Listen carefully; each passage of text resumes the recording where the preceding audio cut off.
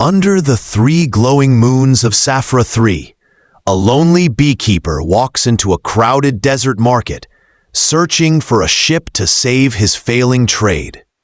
Suddenly, a towering ember-born warrior steps forward, her voice cutting the noise like fire through steel, declaring, "Don't take the Starship, take me instead." The crowd falls silent.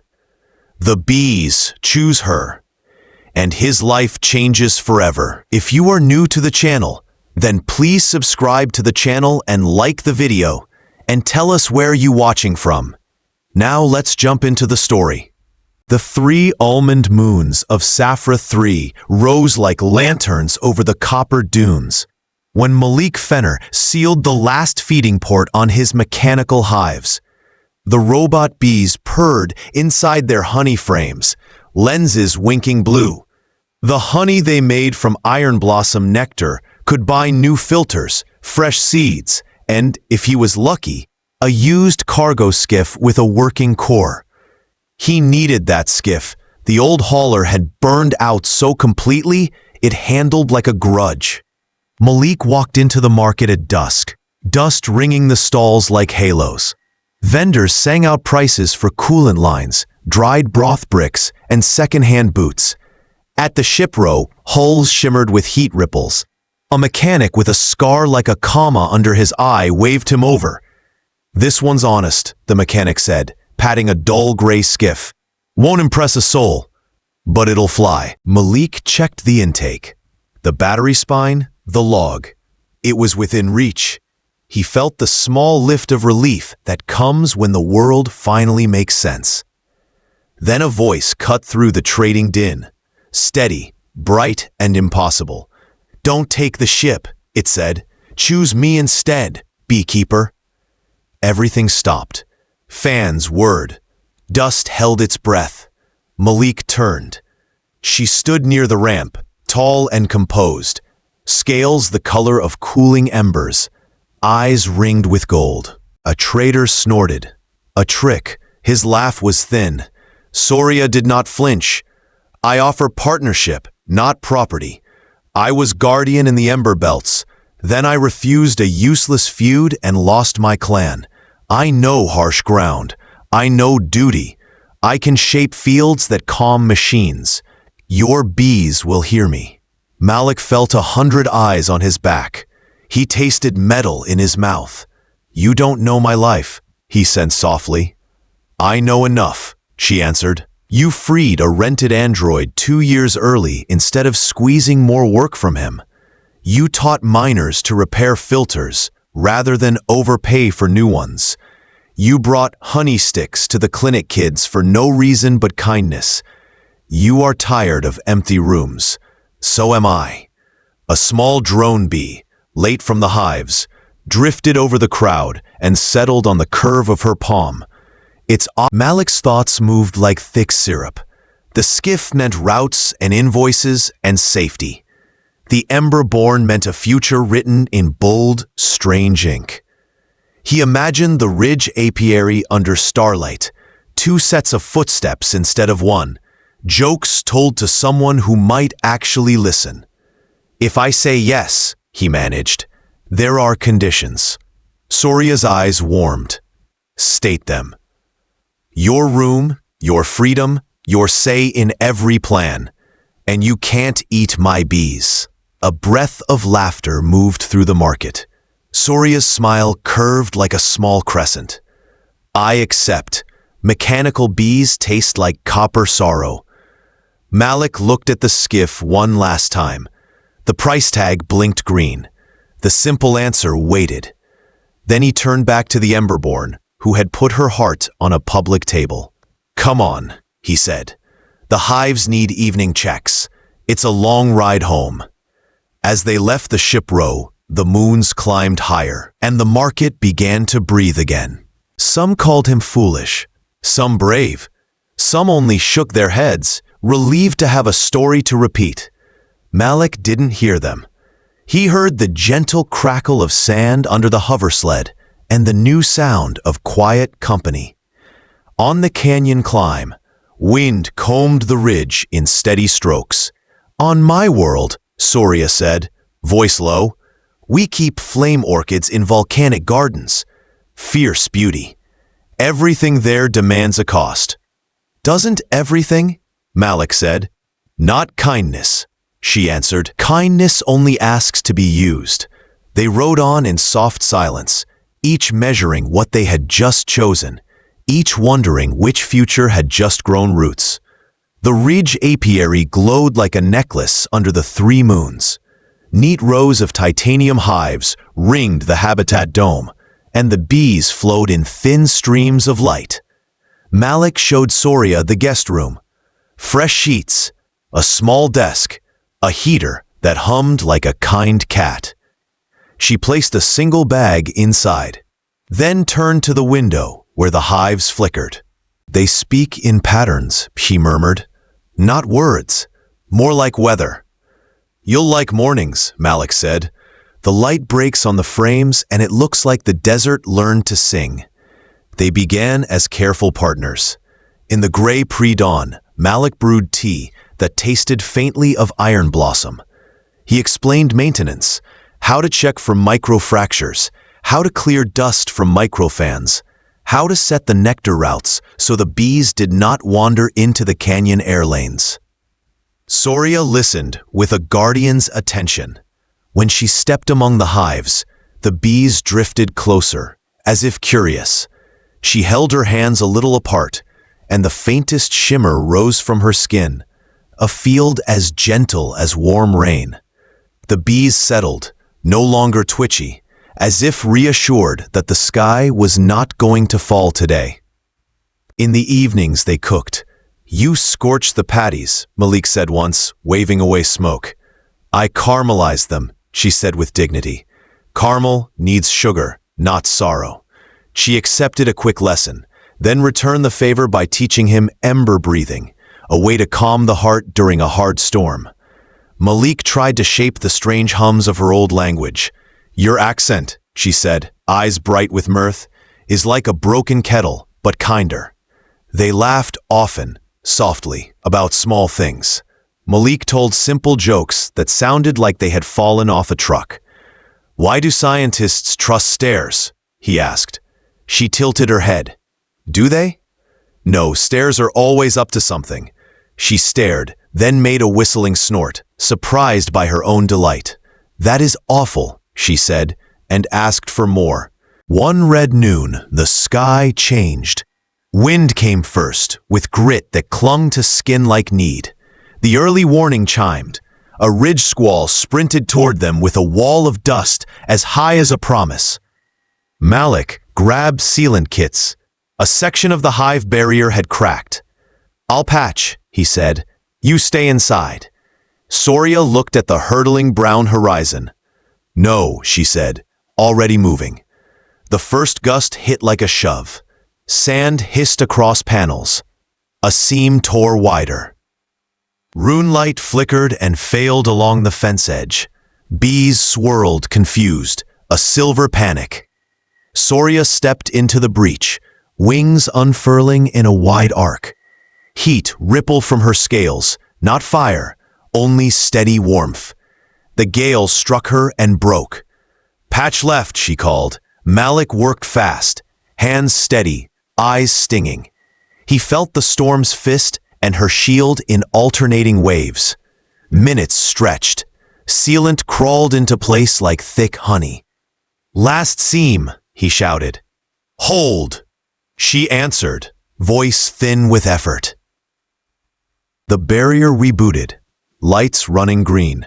Wind shouldered the fence, found no door, and moved on.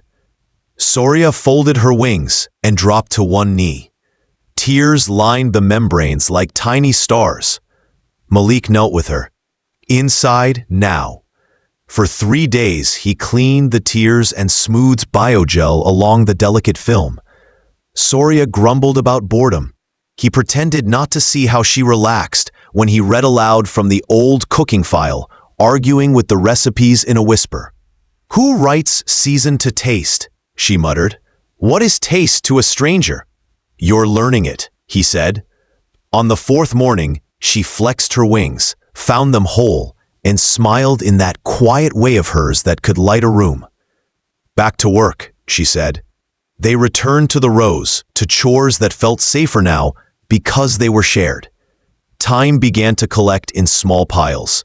Inside jokes, a scuffed mug that somehow became her favorite, the way she hummed when she soldered, the way he tilted his head when he listened. Weeks later, news from town arrived like weather. Water thieves had tested the settlement defenses and failed, thanks to quick hands and good plans. Folks remembered that Malik and Soria had offered spare parts without fuss after the last outage. The settlement looked at the odd pair and, in the practical way of frontier people, said, "If it works, let it be." One violet evening, as bees drew constellations between hive and sky, Soria spoke without turning. "The Ember Council has sent a message," she said. "They talk of treaties. They ask me to witness. Malik's heart did something strange, as if tripping on a small stone. They want you to go back," he said. "They also name you," she answered. "Guest rights. Full respect if you travel with me." Wind brushed the frames like careful hands. Malik stared at the hives, at the place his life had learned to be gentle. "That's big." "So is peace," she said. He nodded. Under the steady hum of the bees, a new future began to gather its tools. The settlement square smelled like spice broth and engine grease on the morning they stood before the registrar.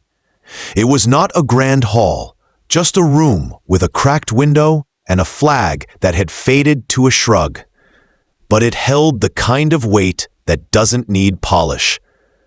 People came because they were curious, because they were kind, because gossip needs facts. Old Jaro the magistrate wore a jacket that had seen too many summers. He cleared his throat like a starting pistol. "Do you, Malik Fenner, agree to share roof, work, food, and whatever passes for jokes with this Emberborn?" he said. "I do," Malik answered, voice steady, eyes a little wet. "And do you, Soria Firebloom, agree to share strength, counsel, and perfectly unreasonable body heat with this human?" "I do," she said, with a smile that warmed every drafty corner of the room. "Then by the small authority this colony lends me," Jaro said, "and because no one objected with anything better than a sigh, I call you bonded. Please kiss without causing a safety incident." Cheers, soft and surprised, climbed the walls. Outside, bees wrote loops and soft ladders in the air, their flight paths briefly forming a shape like two hands meeting. They kept it simple: stew, bread, a jar of fresh honey open like a sunrise. Later, on the ridge, they packed in calm bursts. Soria sorted data crystals, memories layered like ring years in a tree. Malik checked hive clamps for space travel, updated navigation files, and stood in doorways remembering the day he thought only silence would follow him home forever. Departure came sooner than anyone expected. The Ember envoy ship sank toward the canyon like a silver seed. People waved, a few cried. Jaro pressed a paper packet into Malik's palm. "Seeds," he said, shrugging at his own softness. "Plant them wherever you land." The ship lifted. Sathra 3 turned slow as a memory beneath them. Through the viewport, the ridge apiary looked like a clipped thumbnail of light. Malik pressed his hand against the glass. "I'll remember," he said. "I will too, Sario." Then she corrected herself with a smile. "We will." Space was 3 quiet weeks long. In transit, Soria practiced treaty phrases while Malik practiced her language, failing with charm. They taught the bees new star patterns, mapping routes through starlight instead of dust. Some nights they sat in the dim common bay, eating stew that tasted like home, dreaming out loud. "What if we build the first Ember honey orchard?" Malik asked. "What if schools visit and children learn that care is a kind of strength?" Soria replied. Ember Prime rose from darkness as if it had been waiting for them. 7 moons lined the sky like thoughtful witnesses. Cities of metal and crystal opened like careful flowers on mountain bones. The landing hall sang, a literal singing, soft notes woven through air, memory crystals holding long histories that made the hair on Malik's arms lift. The council gathered in cloaks that shifted color with each breath. An elder with lines like fine maps along her jaws studied them. "Soria Firebloom," she said, "you return changed." "I return chosen," Soria answered, steady as a promise. "This is Malik Fenner, my partner. These are our bees." Malik released a small swarm with a gesture. The bees rose, lights blinking in a pattern he and Soria had practiced until it felt like prayer. The pattern resolved into the ancient ember sign for peace. The hall quieted, not in shock, but in deep attention. "They learn," the elder said. "They listen," Malik replied. "We tried to do the same." The treaty day was bright and strange. Ambassadors set hands on crystals that hummed like wells being lowered into cool water. Soria spoke as a witness. Malik stood with her, one palm on the memory stone, feeling how stories enter the world and stay. They settled on a mountain slope where rare blooms drank from thin air. They built frames for hives that faced 2 suns at once. The bees adapted, their navigation updated to flavor rather than star alone. Honey took on notes of saffron, smoke, and a sweetness that made even stern officials go soft behind the eyes. Visitors came, ember youth with too many old songs in their heads, traders who swore they had seen everything. A small group of human travelers stared at them like rumors come true. "Is it real?" a young woman asked Malik. "Did she ask you to choose her over a ship?" "She asked me to choose a life," Malik said. "I said yes." Nights were thin and cool.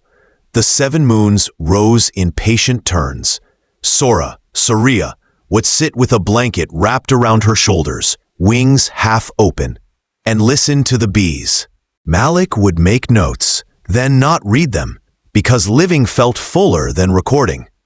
When the hill fell quiet and the world took a long breath, one of them would reach for the other, not for drama, just for warmth that made morning feel closer.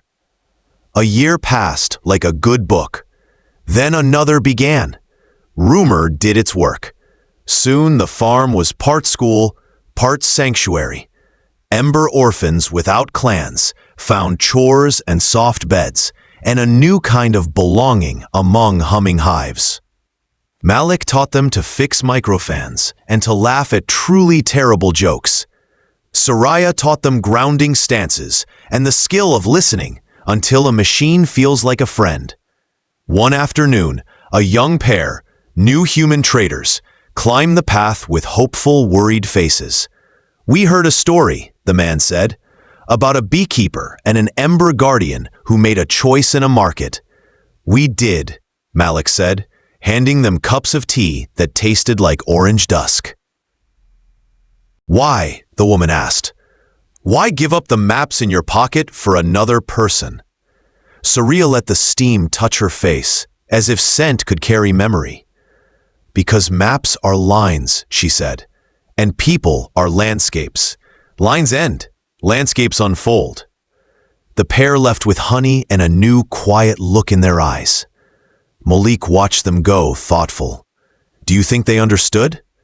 "Not yet," Soria said gently.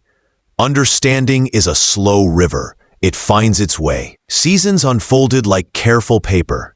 Malik's hair went the color of cloud edges. Soria's scales deepened to a richer ember. Their work grew, not from hunger for size, but from the natural urge of goodness to share itself. On a clear night, the 7 moons made a ladder of light across the valley. The bees' small songs braided with the memory crystal's faint hum. "I have been thinking," Soria said, lying on her side.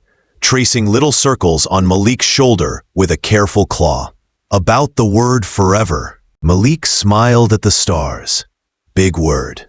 I used to think forever meant length, she said. I thought it meant winning time. Now, I think it means choosing again. It is not a road that never ends. It is a step taken each morning toward the same door. Malik turned, heart steady. Then let's keep walking, he said. I want new words for us, she went on. Not grand ones, only true ones. The next day, they invited their small found family to the upper terrace. No sashes, no speeches. Only those who had carried water, held ladders, and fetched bandages when storms did their shouting. The 7 moons watched without judging.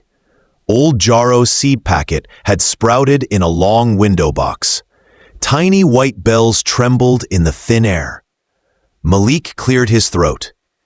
I once stood in a market and almost bought a ship because it looked like the safest answer, he said. Then someone braver than me told a better truth out loud. I am grateful every day that I listened to her. Soria took both his hands, one flesh, one crafted. I once thought a clan name was a full life, she said. Then I met a man who fed bees and children with the same care. I am grateful every night that I knew what to choose. They exchanged simple tokens. He gave her a tiny hex key on a cord, the tool that had saved a hive in a storm. She gave him a memory shard carved with the pattern their bees had flown the day the treaty was signed. There was no officiant. There didn't need to be. The hives hummed, and in that sound, the world recognized an oath. Years later, when quiet pressed close and sleep came like a friend, Malik asked a question he had never asked. If I had taken the skiff that day, he whispered, what would you have done? Soria thought, then smiled with her eyes closed. I would have bought honey, she said, and followed your route, stall by stall, system by system, until the joke you were saving finally had someone to hear it. Malik laughed into the dark. Then I'm glad I spared you the fuel. You spared me nothing, she murmured. We gave each other everything. Outside, the bees settled. Inside, 2 hands found each other without making a ceremony of it.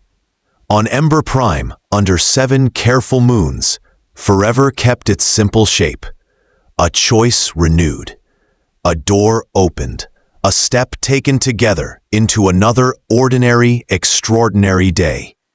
And so the story ends not with engines roaring, but with a quiet vow said in new words.